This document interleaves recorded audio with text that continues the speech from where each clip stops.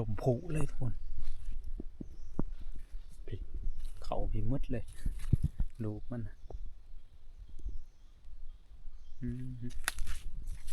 เขานี้มันผ่านไปนี่ก็จักชีจักลูกเลยทุกคนนี่ห้อยเลือด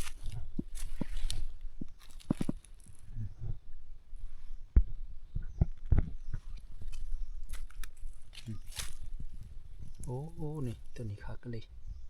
โอ้ไผเห็ดเพิ่นทุกคนไผเห็ดเพิ่นโอ้ย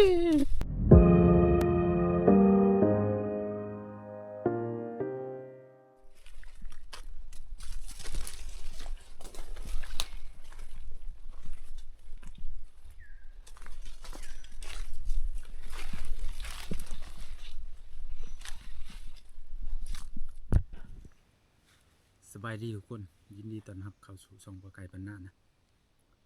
นี่ก็ตื่นสามากไปหาเลาะยิ่งเกาหอกทุกคนหามาตั้งแต่ตีสี่นะมานะบริยินเสียงยังเลยทุกคนแต่ล่มกับบริแห้งเลยเอาว่ามาจอดอยู่กกระบอกนี่ว่ามูสิเขากินมากระบอกโบเขาแต่ว่าเบิ่งมันกินบริเวณพ่อมุนนุยปุ๋ยเลยทุกคนเนอะเบิ่งบริเวณนี้มันกินนะขนาดเลยอ๋อโถตามแถวนี่ไปเลยทุกคนเลยถือว่าขนาดนะเดี๋ยวสิเลาะยิงกระหอกทุกคน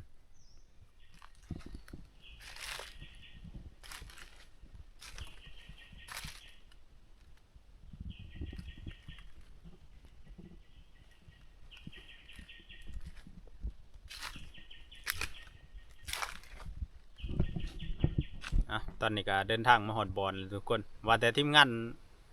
เมื่อปะเหมือนไร โอ้แน่นอนนั่นนี่ได้ฟันแดดเป็นน่าได้ไปเมื่อคืนในพัดบ่พอบอกพอไปเมื่อคืนนี้นะมื้อแต่ยืงเลยฮะแต่จริงก็มันก็อยู่บ่อนเฮายืงนั่นแหละเราไปเรามาแหละบ่ไปเว้นไปเช้านี้เฮ็ดอะไรไปเช้านี่เว้าสิขออนุญาตนั่งขี้อยู่เนี่ยไปประงดโบดอยู่โอ้ยยิงเลยบ่แม่นบ่ได้นุ่งกระทงไม่นุ่งชงโอ้ยยิงตกลงแล้วก็หนังต่อขาดสวยเนาะขาดสวยหลายคนอยู่ไหนแน่นอนยกมันสิไปนุ่งชงกันบ่ทันแน่เนาะเรียบร้อยเลยมันผัดแจ้งแล้วดิมันก็เห็นมันเริ่มติ่งเลยมันไปก่อนเลยไปก่อนเลยทำก่อนเลยยันมันเบิ่งยังเด็ดตัวนวลอยู่เด้มันมันเลยประจักษ์นี่นะไปเห็ดเพิ่นนี่โอ้แจมนี่ชวนเฮากะ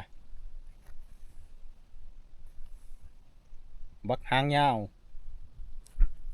ขากูด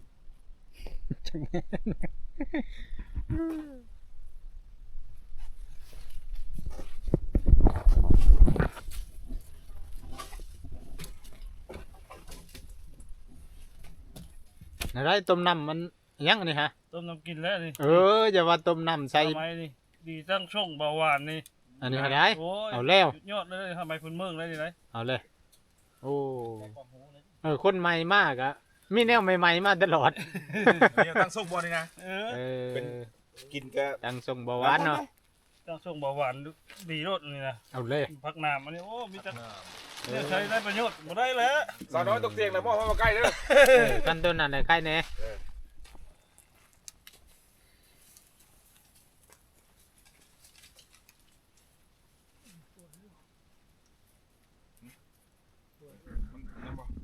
มีเครื่องบนนอนป่ะเครื่องบนนอนป่ะเรื่องหุบทิ้งเดี๋ยวมาแล้วเกี่ยวใส่ไฟเอา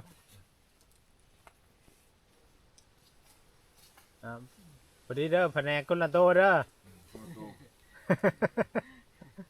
โอ้โหได้สองคนกันได้หมูเลยสิกลัวน้ำ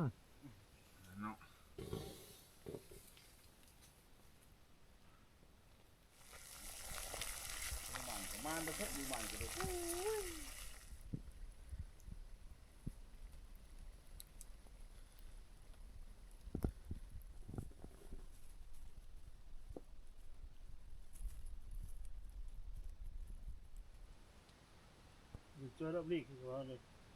ลาดเอามือคุย ไผเข้าป่าในช่วงเวลานั้น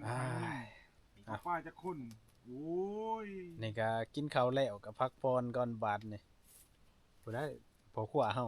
จัดการบาดนี่เมื่อคืนนี่ไปตั้งแต่นะพูบ่ได้พ้อหยังทุกคนเอ้ยดีที่ว่าได้ก็หอบ เดี๋ยวตะแรงไปหามาเฮ้อทีมงานคู่อีก เดี๋ยวตอนแรงพักผ่อนก่อนจะข้าวห ใหญ่ นึ ก ง ว่านี้นะ เอาตัวใหญ่บ่วันนี้ โอ้ย น้อยพุ่นเนาะเดี๋ยวตอนแรกนะเดี๋ยวไปหาเราบางทีโชคดีกักอยู่ได้เนาะมารอบนี้ได้กิน เกือบครบเลยเนาะ ขาด รอบตั้ง ขาดแต่หมู หมู มื้อแรงน่าสิมาเนาะ โอ้ได้หมูเสือเมื่อพร้อมได้มื้อแรงเยอะ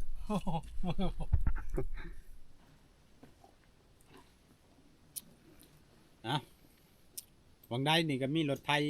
ชาวบ้านที่เขาเจ้าขึ้นมาเล่นงานบุญทุกคน แต่ว่ามื้อนี้ฮะเขาเจ้ามาแล้วก็ไปขึ้นไปนอนอยู่ส่วนเทิงนั่นแหละไปหานอนกินข้าวปลาก่อนและมื้อต่อไปเขาเจ้าจังเข้าไปงานบุญทุกคนแต่สำหรับเฮานี่ก็มาเที่ยวป่าก่อนแล้วก็สิได้เข้าไปเที่ยวบุญอีกแต่มื้อนี้ก็สิได้พากันพักอยู่นี่อีกนะที่แรกว่าสิได้เดินทางกลับทุกคนก็สรุปแล้วก็อยู่ต่อบ่ได้กลับดอกอยู่เที่ยวงานเลย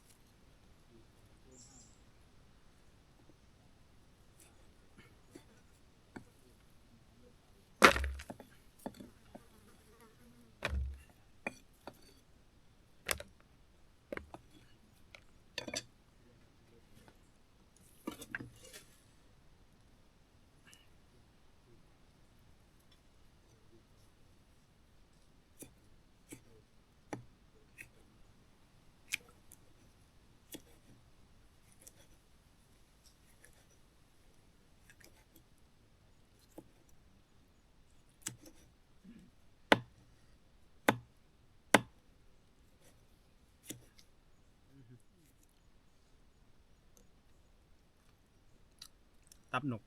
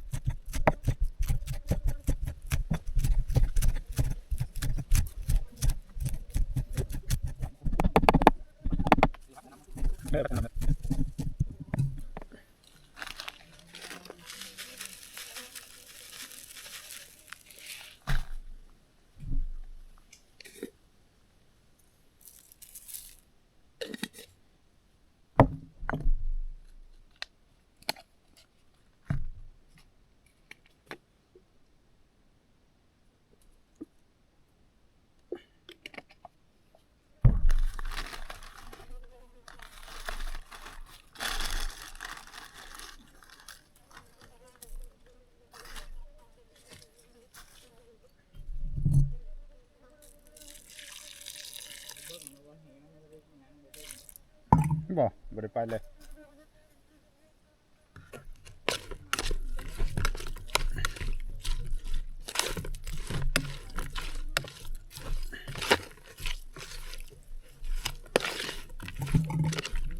ฮะ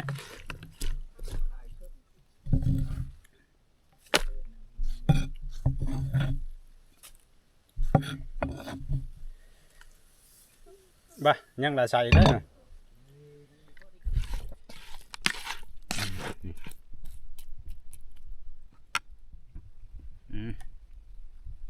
กินแล้วก็ต้มน้ำกินนะนี่ใส่ของดีด้วยนี่3D สีเงึกด้วยนี่กินเข้าไปนี่ปะโถ สดมัน เขาอ่อนโอ้ย นี่เมื่อคืนนี่พากันไปกันนะตอนเอียนได้นี่ได้แล้วก็ปลากังทั้งเคียด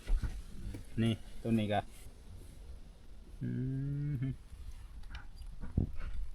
โอเคได้เหรอ เช้าแล้ว ครับ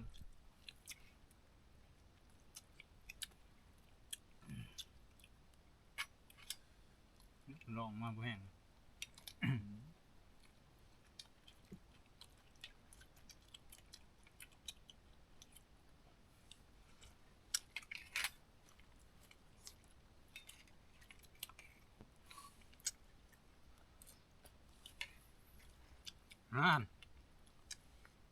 ตั้งอยากน้ำเนาะ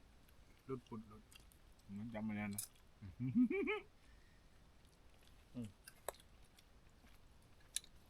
เอ้าทางใดนี่ก็เฮ็ดกินเรียบร้อยทุกคนนะ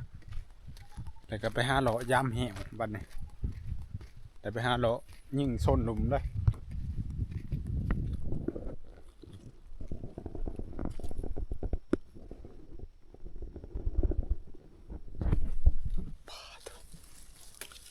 สบายเลยทุกคน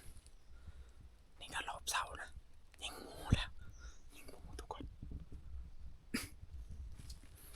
ตั้งแต่มืดพุ่นนะ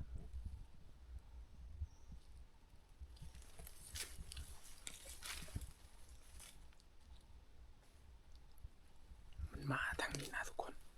พอเอายิงวงได้นี่ฮะอันนั้นก็ไหมเลย มันมีไหมควางอยู่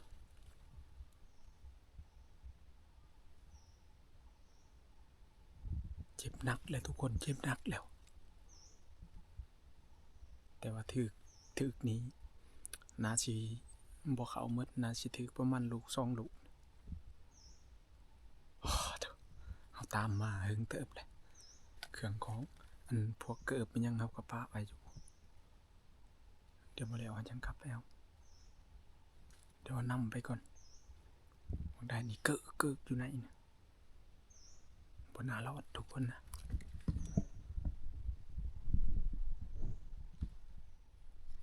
เบิ่งเลือดมันมาอดพี่เลยเดี๋ยวนำเข้าไปทุกคนนะเสียดายแห้งเลย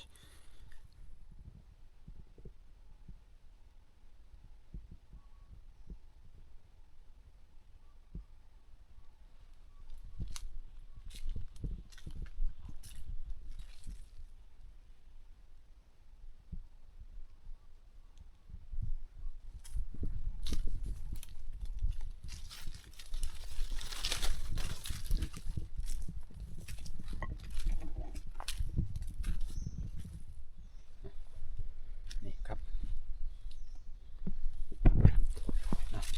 นี่ครับนอวางเขายิงนะทุกคนเขายางมาแต่พวกยางมาแต่พวกเดี๋ยวเขายิงนี่ดูเลือดนี่พอหล่มผุเลยทุกคนเขาพิมดเลยลูกมันนะเขานี้มันผ่านไปนี่ก็จักลูกเลยทุกคนนะแต่เสียดายอย่างนี้เลยทุกคนเดี๋ยวน้ำตกนะเดี๋ยวกลับมาเอาเกิบนะบึงบนอาโรดหมูนะไปเลยนี่ห้อยเดือด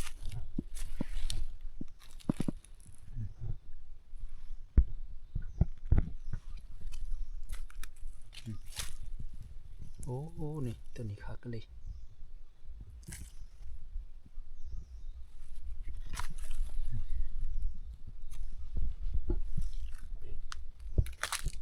เข้าไปพี่เลยนะหลัดมันได้นี่ได้ยินเสียงอยู่แต่ว่าจากแนวใดมันอยู่6เลยเอาปกาเข้าไปญาติ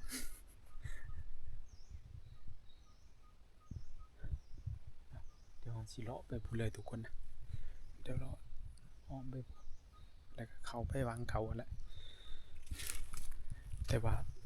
มันตึบแห้งนี่เลยทุกคนมันตึบแห้งในทีนี้คือจิเมนเขาไปอยู่ในหันเลยเดี๋ยวเอาไปนำทีมงานเขานะเดี๋ยวสิเลาะอ้อมไปพูดเลยคิดว่ามันอยู่ในหันอยู่ในไหนนะลูกผมมีทางไปเลยอ๋อเถอะเสียดายนี่เบิ่งเลือดมันออกสำนีนี่พุ่นอานะมองดูน้อยมันวางนี่ไล่ขับนี่โอ้เลือดมันไหลลงกูเลยทุกคนไหลเป็นทรายลงเลยมันบังไหมบังไปผู้มันยิงเดี๋ยวผู้มันยิงตั้งแต่ไม้กาดอยู่นะเอาแน่มาประเด็นอยู่ในหัวโพนพอดีเลย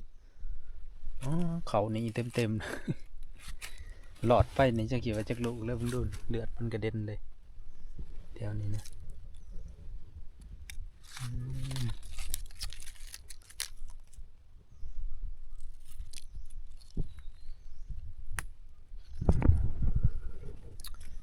เดี๋ยวตามอีกทุกคนยังออกไล่นี่ทุก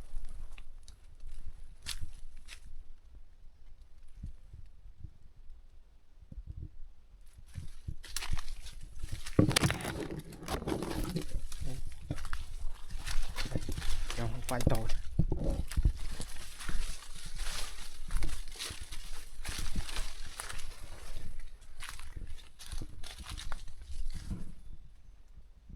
เดี๋ยวกลุ่มมึงให้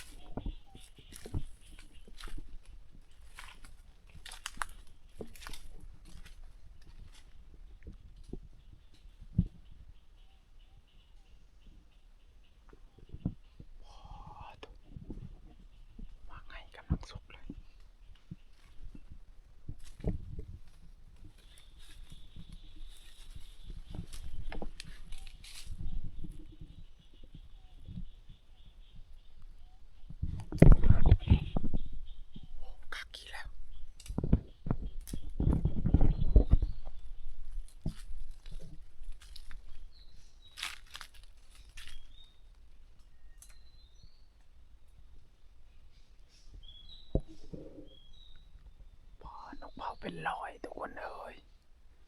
ก็ดีกระโดดเลย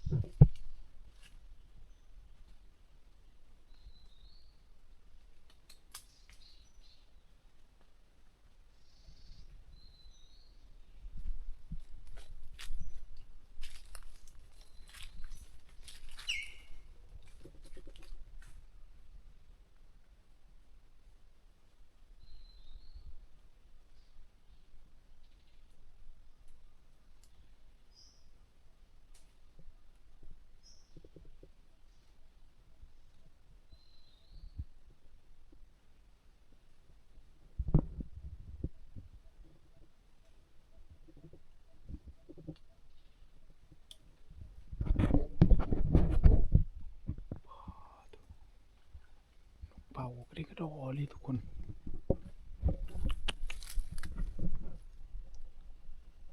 นี่หางงูเก่า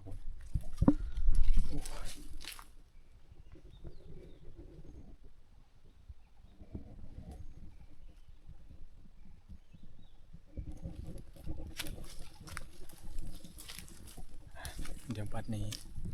มีแต่รอกลับทุกคนเลยครับเดี๋ยวไปตามทีมงานนั้นนะเขาเมื่อยน้ำเลยตั้งแต่ถึงยิ่งตอนยิ่งนะประมาณตีห้านี่แหละทุกคนพอดีเดือนตกนะ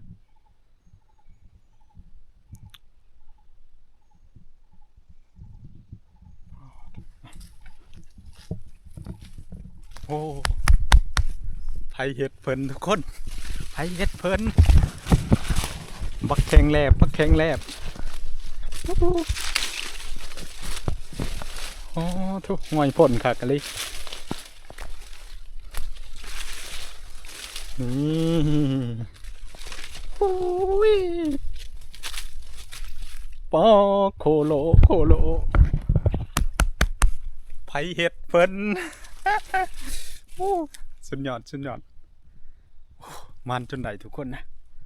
ป้าเถอะจากที่ว่าได้ยิงหมูปัดได้ตามแต่เลือดอันนี้เรียบร้อยเลยทุกคนไผเฮ็ดเพิ่นไผเฮ็ดเพิ่นโอ้ขนาดเลยป้าเถอะอ่ะ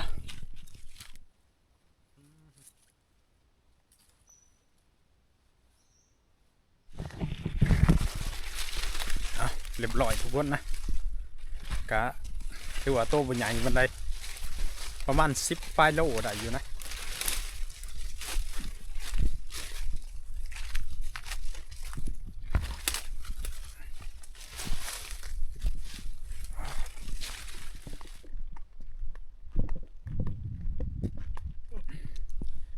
นั่นได้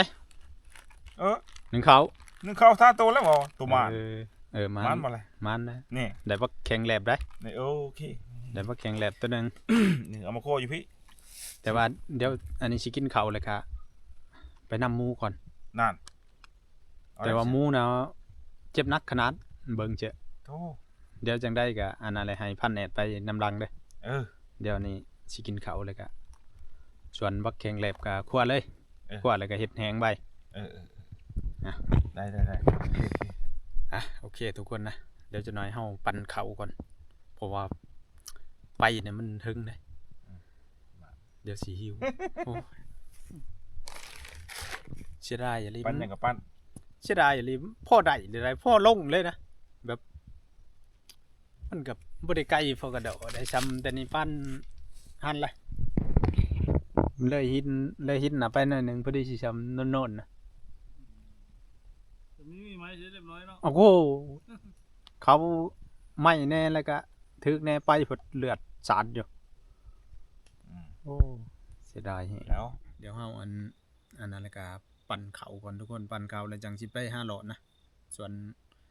พันแอดมาทีหลังก็เดี๋ยวให้ทีมงานบอกแล้วก็ให้เพิ่นตามไป เพราะว่าเฮามั่นใจว่าน่าสิมีหวังมันลงนะโอ้เสียดายมันข่าวใหม่นะกันแม่นบ่ข่าวใหม่เนี่ยโอ้เป็นเรื่องเลยมื้อนี้ฮะหมูน่ะประมาณ2 ศอกนี่แหละ2 ศอกหรือ2 ศอกปลายน้อย หน่วย4 คนกินกับห่วย ๆโอ้โหพอแห้งโอ้แนมเห็นน่ะกะ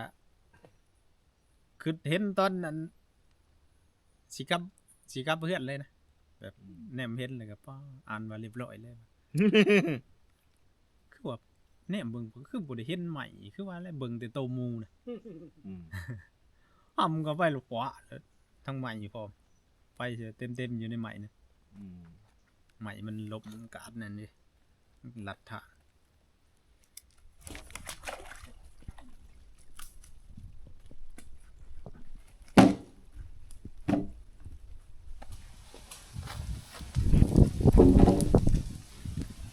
โอ้ยเริ่มลบอีกแล้ว มันล่มมันสายมันล่มเป็นธรรมดามันล่ม กินตัวนี้แหละทุกคนเลยมื้อนี้จะน่าจะกินตัวใหญ่ แกงไก่ก่อนแกงก่อนเนาะ ปักรถ โอเค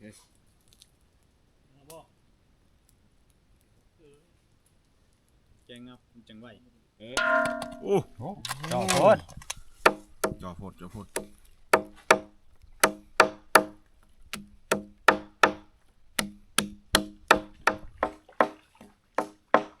ไปเลย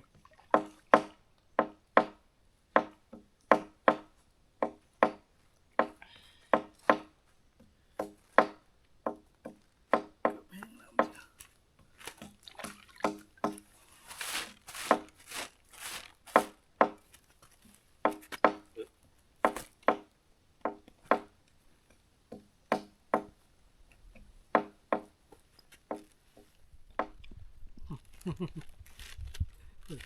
โหเนาะ ซุป ตั้งไม่แก่กว่าผักนี่ใช่ไหมเก่งสุดล้าง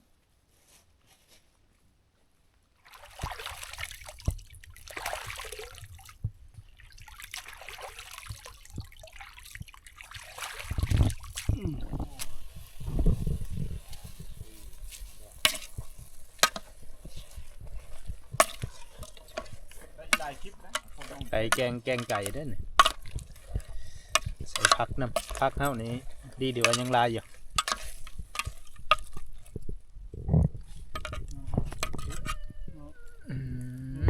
เข้ากันเลยเรียบร้อยติดต่อ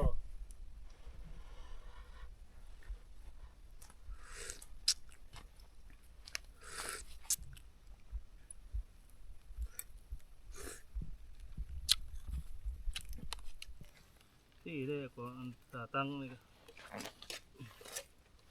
เปลี่ยนแล้วบ่ที่ได้คือไป ขึ้นสลามคืนเดียว มา มาเด้อ ได้ทุกคน เข้ากัน มาเด้อพี่น้องกองปลาย กินปุ๊บแล้วก็ไป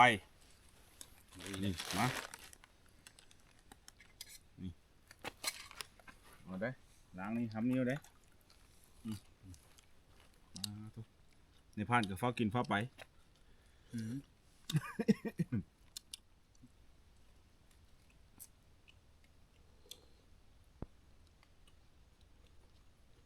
ถั่วปิ้งหมูก็ได้เอามาข้างเองกินแข็ง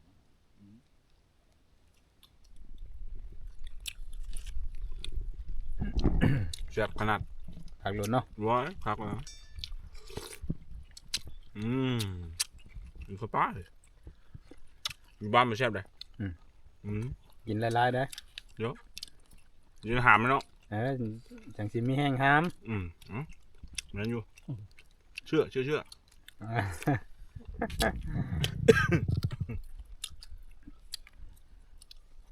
กินหลายได้พันเนี่ยเด้อบันห้ามนี่บ่ได้ได้ รถไปซื้อรถ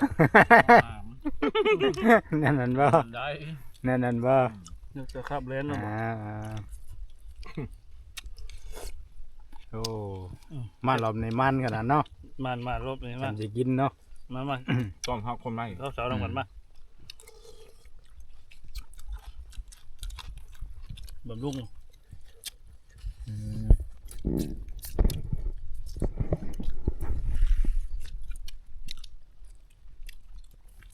ตามผู้ง่ายคือคน เอากินข้าวกินน้ำเรียบร้อยก็เดี๋ยวสิได้ไปหาหลอไปตามหมูถูกคนนะไปตามหมูที่เฮายิ่งขาดว่าไปบอกไกลทุกคนนะอ่านว่าจังได้ก็เซ็ตเฮาแล้วมื้อนี้ฮะเดี๋ยวถาเบิ่งน้ำกันทุกคนตอนนี้ก็พานักวิจัยมาเลยเป็นอะไร ใจสิมือได้จังหน่อย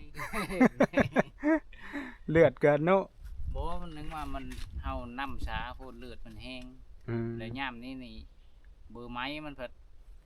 มันไปเย่เบอร์ไม้แล้วนะไม่เห็นได้หอยก็เลือดมันมีอ่อน บ่คือยามพลเนาะ มีคือยามฝนนะเฮาเห็นหอยมันเด้ ยามพลเห็นห้อยเด้อย ามฝนหอยกะเจือกไปเลย เลือดมันนี่ขนาดเลยนี่ เลือดนี่สมวาสะเลยนะแล้วก็เป็นทรายเขาในเลยทุกคนนะพอดีเขานำเข้าไปนะถือว่าใกล้เติมได้แต่ว่า คือพุ่งขี้มันคือตะโนดยิ่งไปแล้วแหละ ยันแมนเลือดมันยังว่าออกปันนี่เนาะปกติยิ่งนี่มันต้องสักพักหนึ่งเพื่อมันยังออกเนาะย่อยหักน้ำทางพวกก็ย่อยประหลาดไปเลยได้น่ะ มันล้มมันออกเลยมันล้มแล้วมันออกเลย เดี๋ยวลองตามลองเบิ่งป่าแนวใดนะแต่ว่าเอาเข้าไปหอดวังอันนะฮะจักแม่นยังเสียงสารพัดเสียงอู้ว้าวทั้งนกเป่านกยังอยู่เทึงนั่นก็สิแม่นกงมาให้แล้วก็อัน แต่ในหันน่ะมันเป็นดงทึบเลยมันเป็นป่าสะพันนะยันอยู่บริเวณนะเอาจังได้ก็ตามทุกคน นำมันก็ เดี๋ยวนำมึงก่อนยังเสียงของเลย ทำไมตก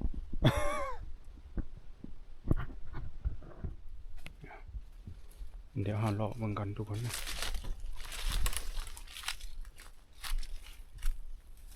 แต่ว่าเดือดมันก็ย่อยไปเรื่อยๆนะแต่ว่าเขานำไปจนหอดพูเลยบอนเขานำไปนะนี่ทุกคนวางนี่โอ้โหก็สิแมนลบในนี้นะโอ้โหนี่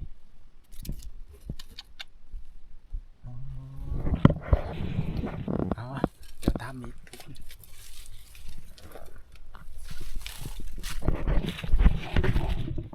เอามาเขียนกกระบอกนี่ทุกคนจากได้ยินเสียงยังอยู่ไหนนี่นะเสียงขวาอยู่เดี๋ยวพาแนทจอบเข้าไปนะ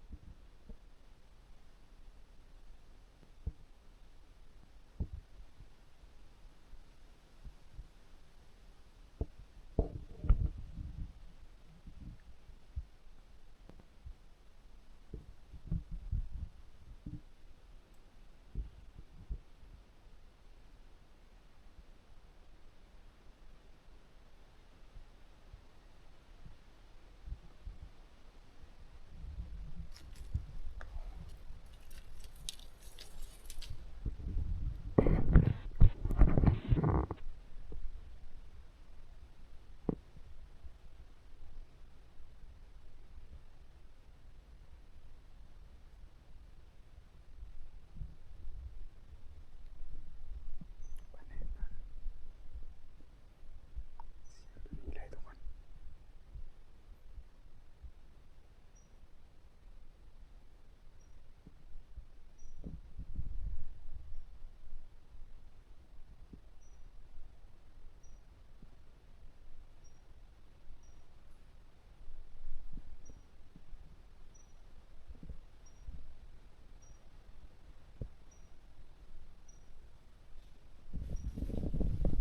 แม่นแล้วนะ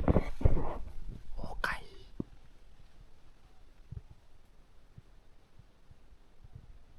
โอ้ยว่าแต่เสียงยังไก่ป่า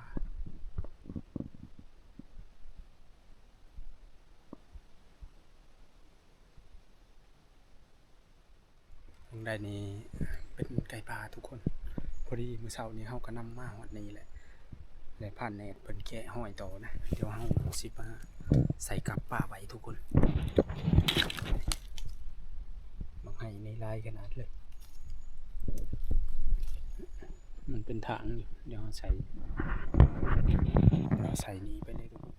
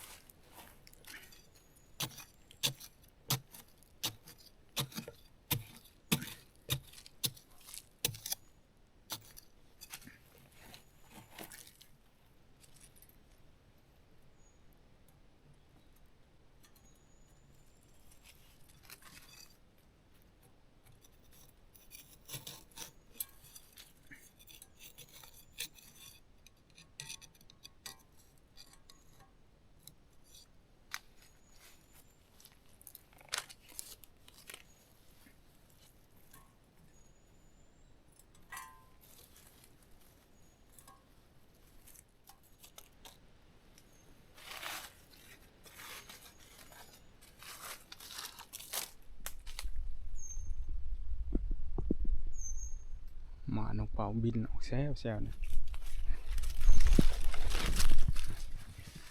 ต้นนี้ต้นไผ่อยู่ใน2 ต้นติดกันเลย เดี๋ยวไปใช้ฝากมันนั้น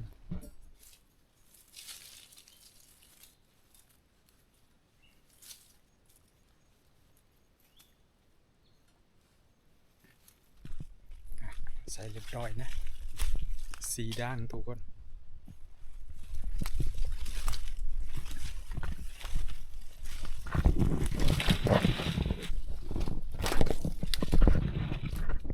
ตอนนี้ก็เรียบร้อยนะทุกคนใส่แหวใส่ยังเรียบร้อยเลยก็เอามาอยู่ถึงต้นไม้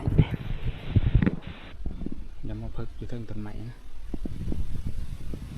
แต่ว่าล่มมาเดียวรอ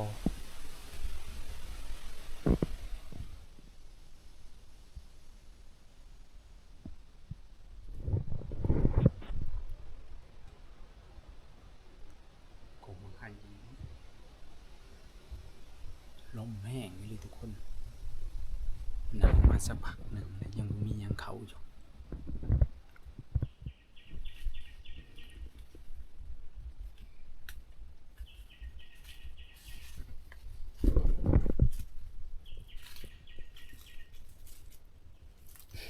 ได้เมื่อปะ3 โมงเลยเดี๋ยวบัดนี้ก็เดินทางกลับก่อนทุกคนบ่มียังเขาเลยล่มแห้งเลยปอทุก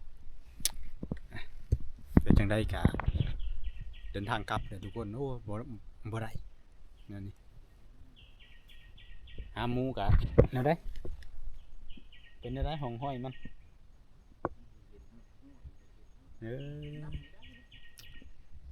คือว่าแล้วมีแต่เพราะว่าช่วงนี้มันบ่คือหน้าฝนทุกคนกันหน้าฝนเนี่ยคันเอามานำนะมีสิทธิ์เดี๋ยวยังได้ก็ตามทุกคนถือว่ายิ่งทิมอีกแล้วเดี๋ยวยังได้ก็เดินทางกลับบอดบัน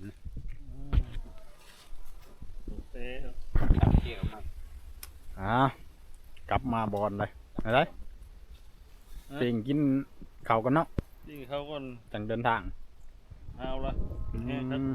สารพัดทุกคนเอ้ยกระหอกไก่ กินหมูตรงนี้ สินหมูเด้สินหมูกันยังอยู่เลย สุกแล้ววะ กลางให้มันนอนเลยกินนี่จำที่กินแต่จังไปหาเที่ยวงานบุญโอ้ละวีผมเปิดทาเลยเรียบร้อยนะอาบน้ำแต่งโตทาเรียบร้อย อาบน้ำขึ้นมาเมื่อกี้นี้ นี่ก็เดี๋ยวสีดนี่ก็เก็บใส่ถุงใส่ยังแล้วเดี๋ยวจังเดินทางไปเที่ยวงานบุญทุกคนเอ้ยมื้ออื่นจังเดินทางมานี่กินของคักอีกเลย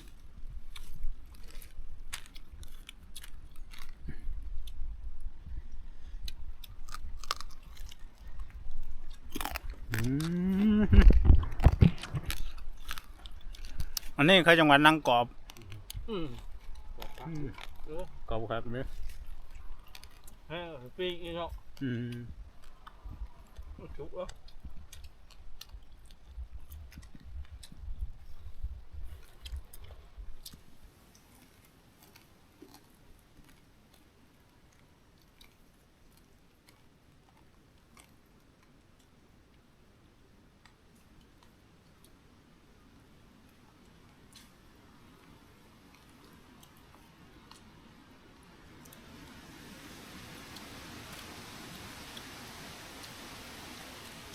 ร่มอ่ะนานนะนานให้เจอ